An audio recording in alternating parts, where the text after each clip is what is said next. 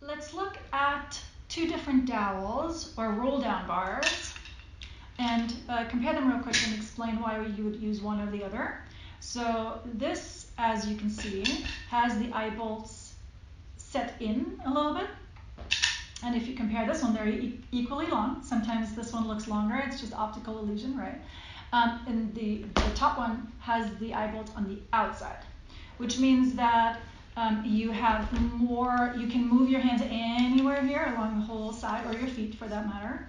And in this position, you have to either decide to hold on the outside or on the inside, but you can't sort of go right there. I guess you could sometimes, you could see where you straddle the eye bolt a little bit with your hands. I guess that could work as well.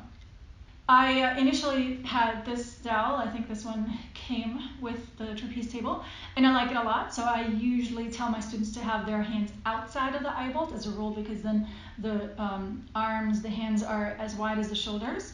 Most people will want to hold in inside the eye bolts. Almost everybody starts by holding on the inside. But the tendency is for the chest to close, and I believe that the reason why we all grab the inside first is because our chest is already closed. And by holding on the outside, I would need more of the activity on the underarm, which not a lot of us have. So there it goes. So this is harder, but I would say more effective, more correct for what we need to do most of the time. But of course, it is an option to reach inside, especially if you want to do movements like a rowing movement like that, or a salute something movement, then it would be on the inside. I'm going to attach this dowel for a moment to show you just one difference too. Is if your hands are more on the outside and you pull down and there's an imbalance on one side, then it tips more than on this dowel because of the attachment points of the springs being narrower. So I think this dowel will be the easier and more correct dowel.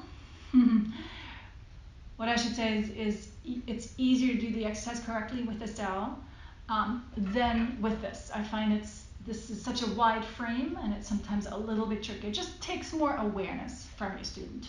Maybe I should call it that.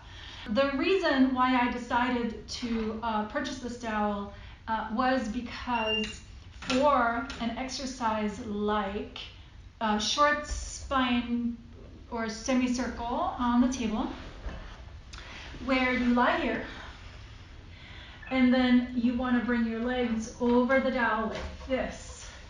If I use this wide dowel here, or the springs are all the way to the outside, then I have a lot of room here to get my legs over the dowel.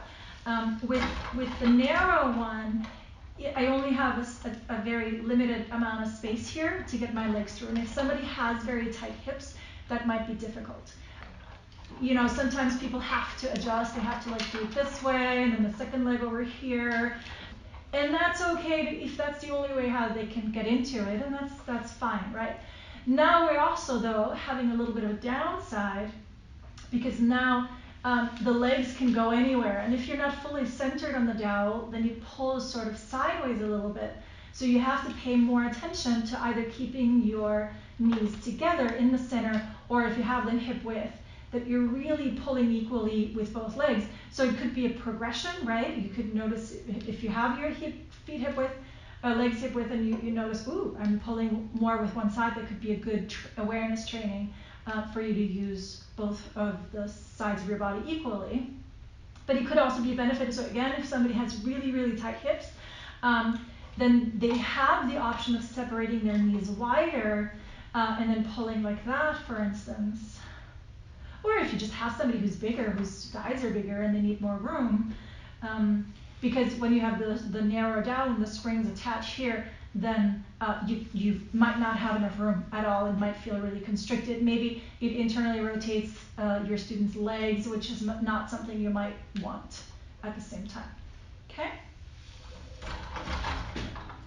So those are the biggest difference that I could think of between those two dowels. I definitely enjoy having both, so I can pick and choose whatever is more appropriate for the student. Thank you so much for watching. If you enjoyed this, please give it a thumbs up, subscribe if you haven't already, and if you'd like to see more cool information, head over to PilatesEncyclopedia.com. I'll see you next time.